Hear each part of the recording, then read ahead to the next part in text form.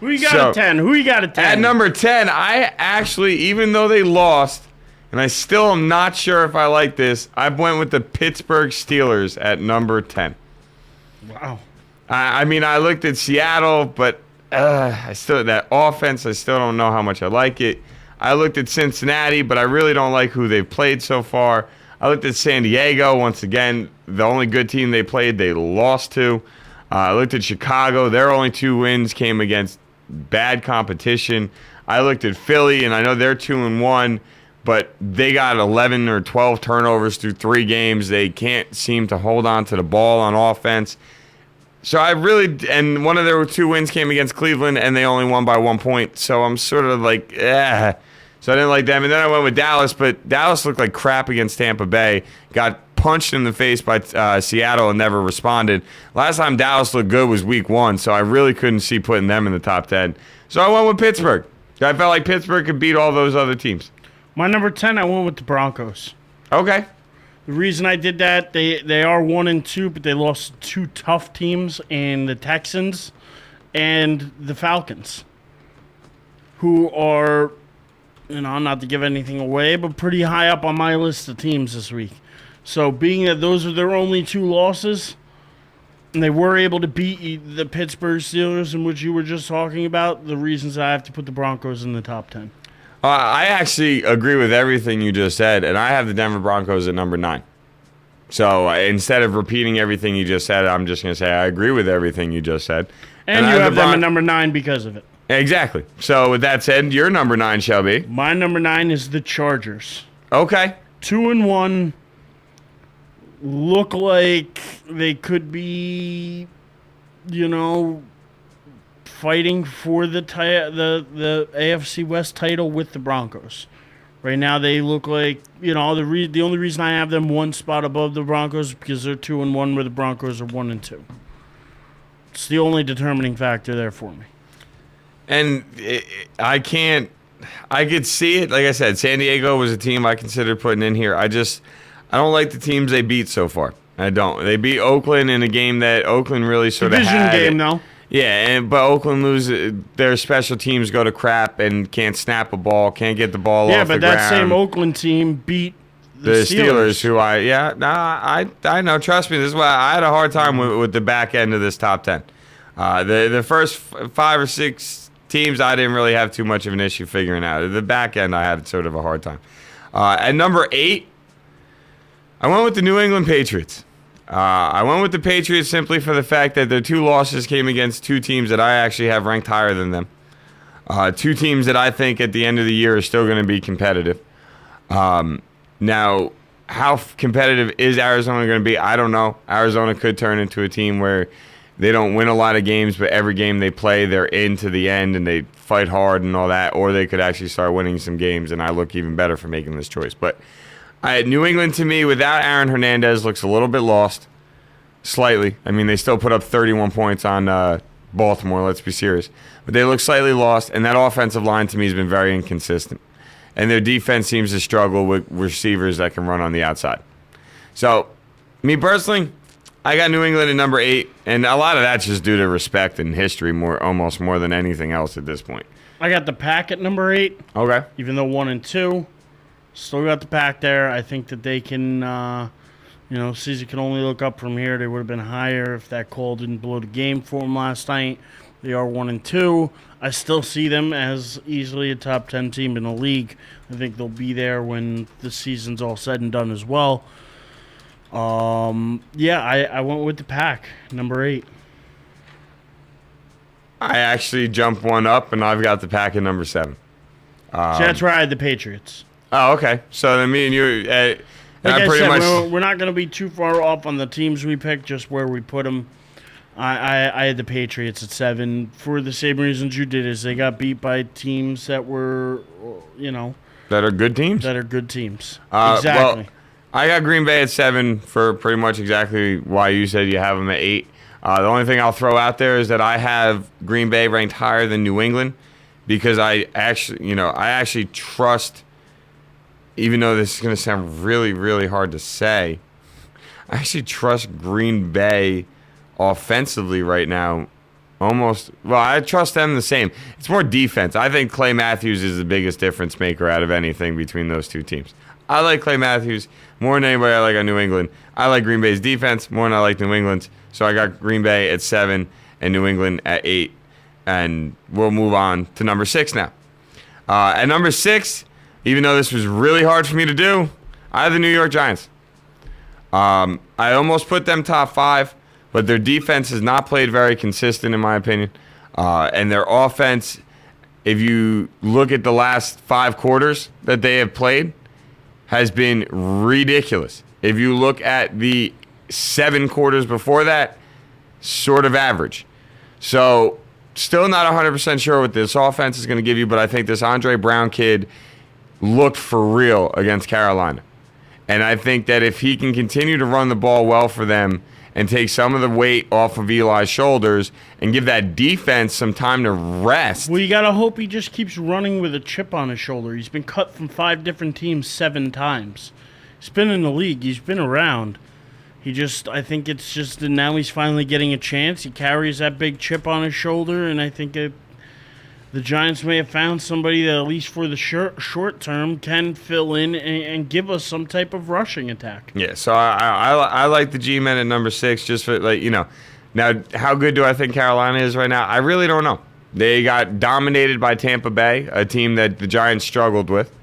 But then, yeah, I mean, it's the NFL, so you can't really even try to figure it out through that. But like I said, I'm not 100% sure exactly what this team is yet still.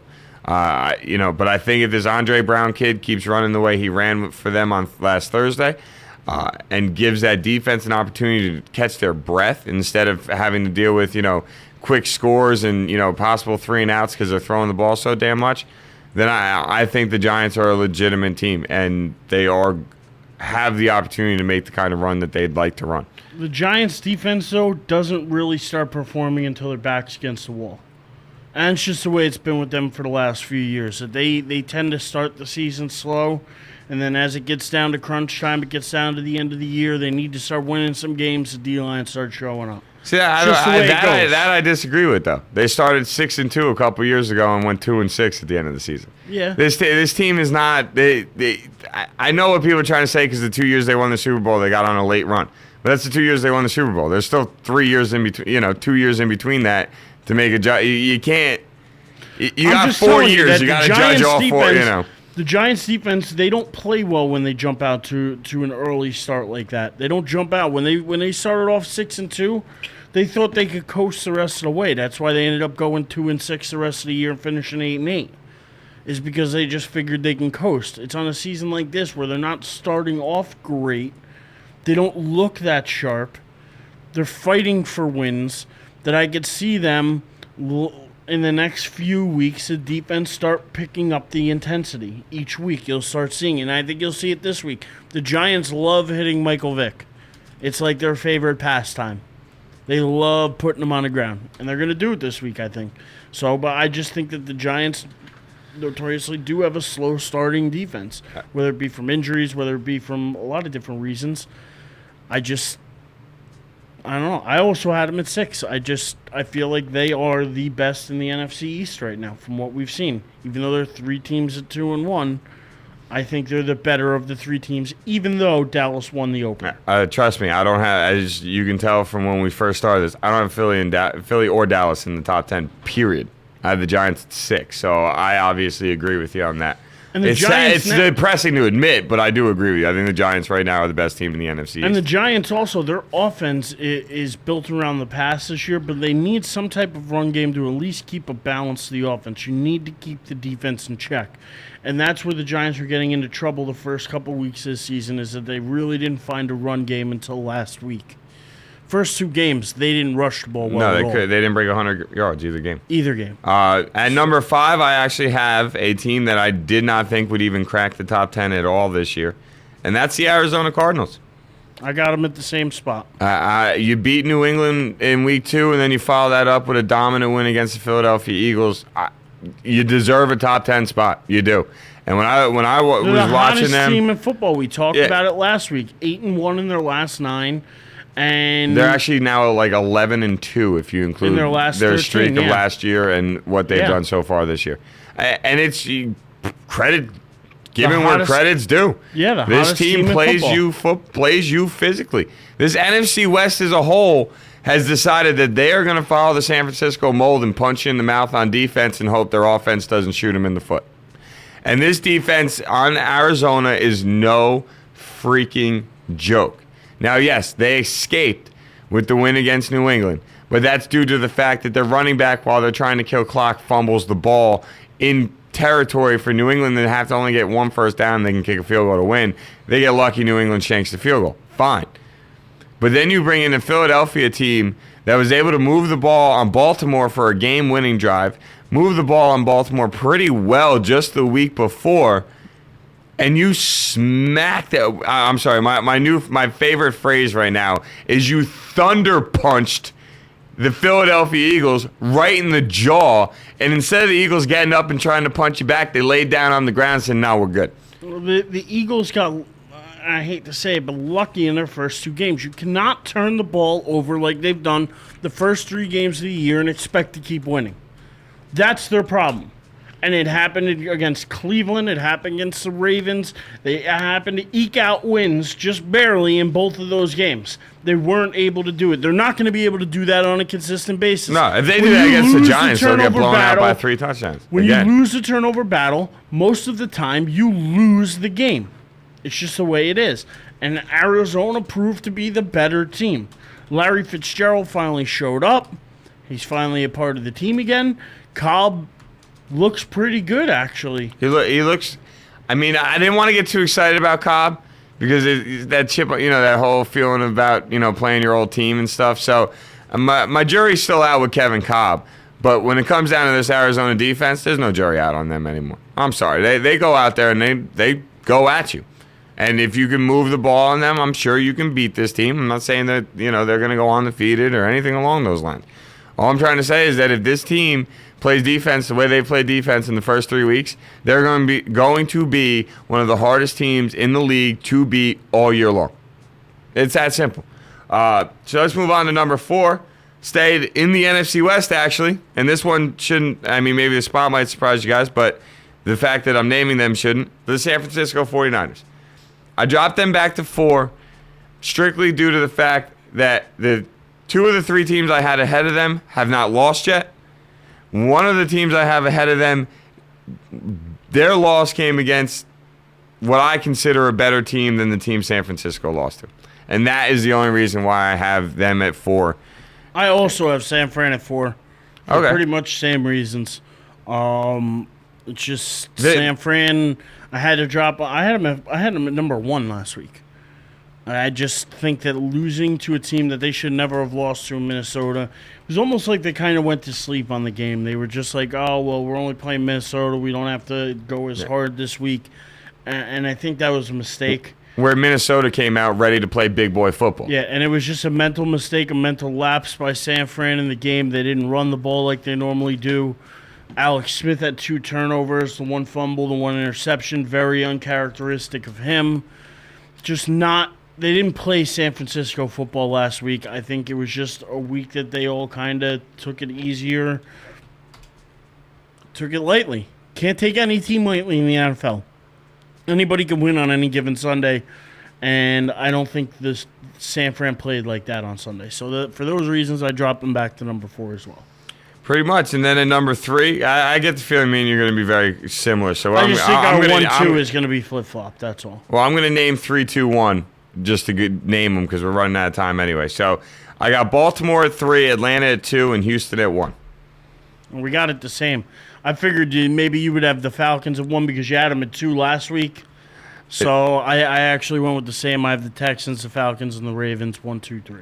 The main reason that I put Houston ahead of Atlanta, because I was debating it, is the fact that, in my opinion, from what I've seen of these 2 teams, if you go back to even last year, this Houston defense is much more reliable than the Atlanta defense. I think it's sort of a crapshoot on whatever offense you want to take. I don't really care. But when it comes down to the defense, that Houston defense, all the way back to all 16 games last year, has played the same way they're playing this year, where compared to Atlanta, their defense was good last year, but they were just good. The Texans' defense was one of the best, you know what I mean?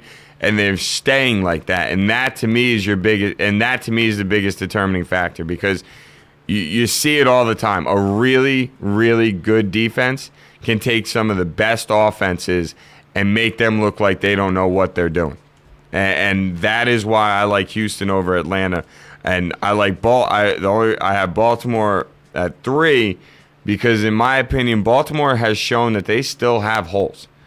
They still cannot figure out the fact that you need to feed Ray Rice the freaking ball all game long. You're down 13-0 in the first quarter against New England on Sunday night. Ray Rice had 2 touches. Why do you think you're down 13-0? No one guy in a game of football determines the entire game.